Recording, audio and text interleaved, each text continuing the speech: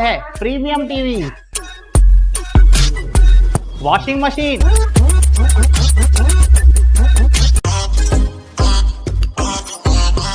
Fridge में भी बहुत सारे ऑप्शंस मिल जाएंगे, double door and single door में भी। एसी, एयर कूलर, टीजी कूलर, डीप फ्रीजर, आटा चक्की, laptop, water purifier, home theatre, inverter, batteries. Best offers के लिए विजिट कीजिए महालक्ष्मी सेल्स, शिवाजी चौक, उल्लासनगर 3। उल्लासनगर से इस वक्त एक बेहद बड़ी और चौंकाने वाली खबर सामने आ रही है, जिसने पूरे इलाके में सनसनी फैला दी है। कैलाश कॉलोनी में हुई अंधाधुंध गोलीबारी के मामले में पुलिस की कार्रवाई अब गंभीर विवादों के घेरे में आ गई है। पुलिस ने इस मामले में अब तक 8 आरोपियों को गिरफ्तार करने का दावा किया है, लेकिन इस कार्रवाई में प्रणय सचिन निकम नाम के एक युवक की गिरफ्तारी पर गंभीर सवाल खड़े हो गए हैं। प्रणय के परिजनों और उनके वकीलों ने पुलिस पर बेहद संगीन आरोप लगाते हुए कहा है कि वह पूरी तरह से बेगुनाह है और मुख्य आरोपियों ने अपनी जान बचाने या आपसी रंजिश के चलते जानबूझकर उसे इस खूनी खेल में घसीटा है। प्रीती निकम, प्रणय, आता कैलास कॉलनीला जे झालंय गोळीबार, त्याच्यात माझ्या मुलाचं नाव घेतलेलं आहे सचिन प्रणय निकम।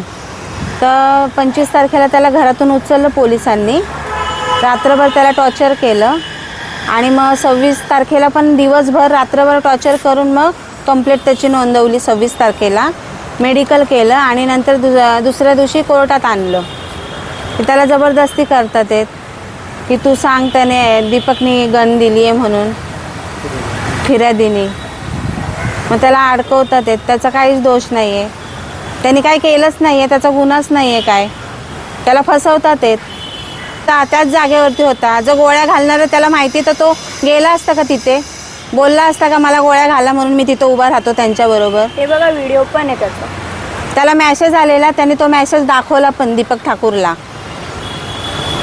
मागणी आहे माझा मुलगा निर्दोष आहे, त्याला निर्दोष सोडा, हे जबरदस्तीने फसवतात आहेत त्याला, त्याचं काहीच नाही आहे, त्याचा म्हणजे काहीच चुकी पण नाही आणि त्याच्यावर काहीच हे नाही आहे। नमस्कार, माझं नाव निखिल रमेश वाहने, मी उल्हासनगरमधील कैलाश कॉलनी येथे जो प्रकार घडलेला आहे त्यामधील आरोपी म्हणून ज्यांना अरेस्ट केले आहे, अटक केली आहे, सचिन आपला प्रणय सचिन निकम, त्याची बाजू मी माननीय मेहरबान कोर्टापुढे मांडली आहे। यामध्ये असं कोर्टापुढे आम्ही निदर्शनास आणून दिलं की जो आरोपी आहे त्याला इलिगलपणे अरेस्ट करण्यात आले। आरोपीला 25 तारखेला घरातून त्यांना अरेस्ट करण्यात आली आहे। पोलीस स्टेशनला घेऊन गेल्यानंतर त्याला अमानुषपणे मारहाण केली। त्यानंतर 26 तारखेला आरोपीला अरेस्ट दाखवले, प्रॉपर पेपर जे पण प्रोसिजर केली आहे पोलिसांनी त्यामध्ये असं नमूद केलं की 26 तारखेला आम्ही त्यांना अरेस्ट केलं आणि त्यानंतर आज मेहरबान कोर्टापुढे त्यांना हजर करण्यात आले आणि 30 तारखेपर्यंत त्यांना पोलीस कस्टडी देण्यात आलेली आहे। की आरोपीच्या नातेवाईकांनी आम्हाला सांगितलं आहे आणि आरोपींनी सुद्धा आम्हाला असं सांगितलं आहे की सदर प्रकरणामध्ये जे मुख्य आरोपी आहेत, मी त्यांचं नाव घेऊ शकत नाहीत, सदर प्रकरणामध्ये जे मुख्य आरोपी आहेत त्यांच्याबरोबर प्रणय निकम यांचा जुना वाद होता।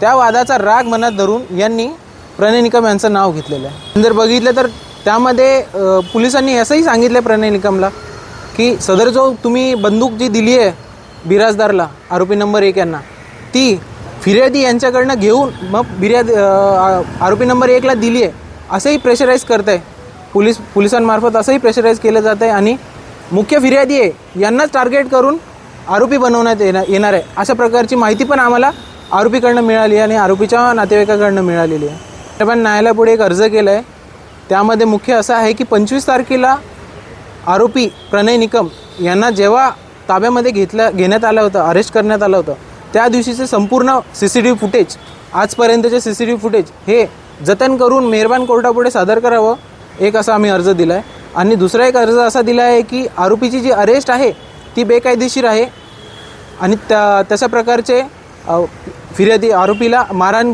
सुद्धा करण्यात आली आहे, अशा प्रकारचा एक अर्ज मेहरबान कोर्टापुढे दिला होता। बघायला गेलं तर पूर्वी हे विद्यार्थी होते, त्यानंतर आता व्यवसाय म्हणून ते त्यांच्या वडिलांना हातभार करतात आणि 5 नंबरमधील जीन्स कारखाने वगैरे आहेत त्यामध्ये जीन्स पुरवठा करतात, जिथे धागा कटिंग किंवा आणि जीन्स पॅकिंग वगैरे होतात, अशा प्रकारचे व्यवसाय ते करतात।